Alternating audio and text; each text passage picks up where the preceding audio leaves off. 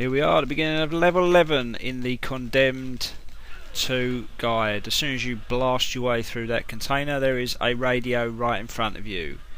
Now, after I've explained that, while this radio goes on, because it does go on for a while, it's fucking Rhodesy being tortured, I'll explain a few things. Number one, my camera died about 6 times during this thing, so if there's a little jump, that's why. It doesn't affect it too much, I've just edited most of it together, and it's pretty clear, but there's a couple of times it jumps ever so slightly.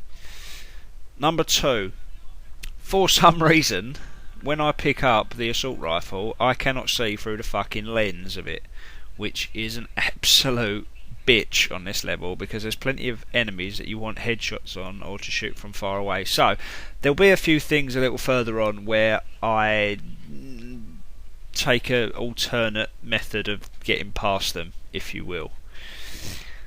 That being said, let us proceed on with the last level in the game, the hardest level in the game, on the hardest setting, without a fucking lens in my gun.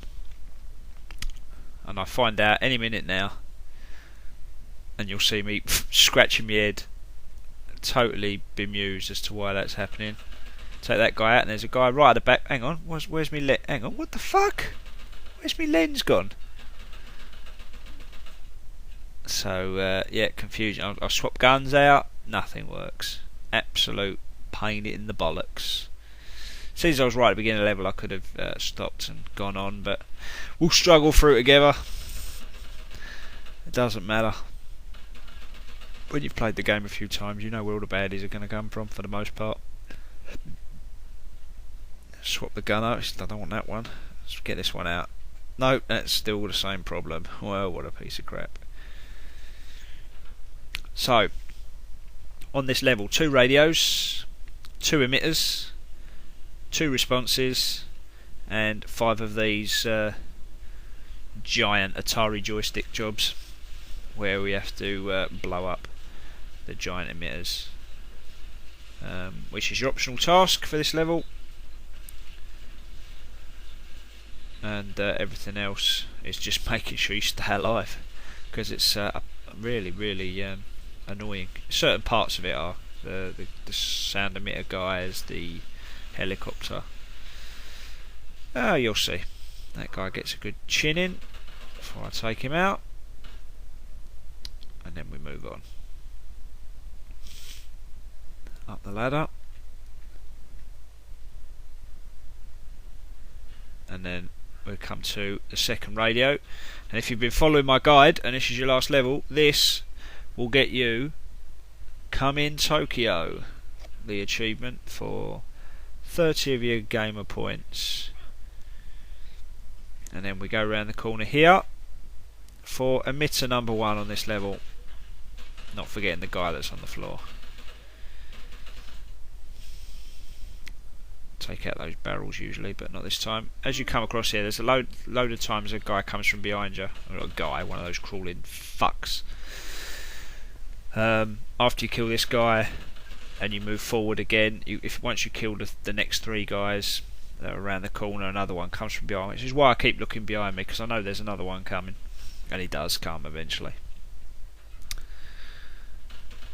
Just like I'm not even going to go there with that joke. I was going to... No, never mind. Let's leave it alone. Take these guys as you please. And like I said, the guy comes from behind. That sounds even worse. I've got to stop saying these things while I've got innuendos floating around in my brain. You're coming up to the second giant sound emitter. You've got first aid and ammo there if you need it. And then there's the third guy that comes from behind. Will you fuck right off? There it is.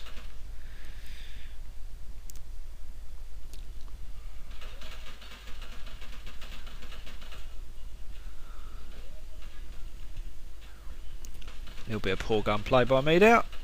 My Call of Duty fucking squad would, clan would be fucking turning in their graves. Not graves, they're not dead. They'd be doing their bollocks if they saw me that bad. Start wiggling the next Atari joystick. Why we can't fucking fire 1,000,000 rounds into the hollow bit, I'll never know.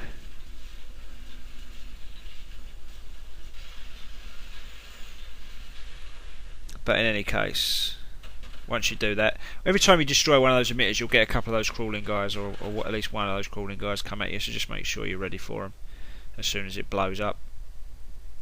And then we move on through towards the underground nightmare area. You get 2 guys come from the front, 2 from behind on this one, or it might be 3 from behind. No, just 2. Oh no, it's 3. But if you fall down the hole, they don't fall after you, so that's just one way out of it. When you drop down here, it's gonna glitch for me. That's when my camera died. But as you can see, there's 3 guys there run at you, and you can take them out. They come from this area, so just be aware as you come round this point. There's another guy runs along the boardwalks up the top there. It's one of those huge Oro guys with all the metal sticking out of him. They're pretty tough, unless you can get one of your combos or your quick time event combos. A couple of guys come out of that hole, and they're the last 2, and then you're going to find in here the last emitter, which will bring you the achievements. Can you hear me now? Can you hear me now? Yeah, I can, yeah. Can you hear me now? Anyone who hasn't seen Phoenix Nights won't know what the fuck I'm going on about, but I have seen it, and I found it funny. Anyone who has seen Phoenix Nights might not find it funny, but fucking fuck you, I don't care. I'm coming to the end of this. It's been a long old road completing this and editing all this shit together, so I'm just rambling on now because there's only a few things for me to point out in this one. Anyway, we keep following this back up to outside, where we get attacked by Dorland in his fucking helicopter. He's a colossal pain in the arse because I can't fucking aim on my gun, but with the best intentions I'll do as I can. We get through this first area, and that's when you get the first time the chopper appears, and you want to aim back towards where you came from, and you can see it. If you stick a few rounds near the back of the helicopter, not at the front where I'm firing at there, you get a better chance of scoring a quick hit. You just want to hit that tank on the side. There we go. And then 2 guys through here, and you can also take out the 3 guys that are in the next area if you want.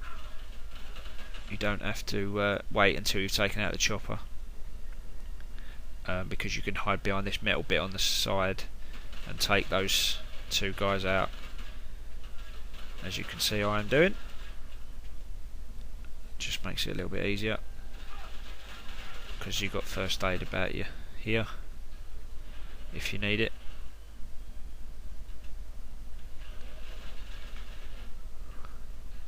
And then we have to take out the chopper again. Nice quick hit I get on this one, right near the back. It moves on. Just using up the bullets in the gun. I'm not being retarded or anything there.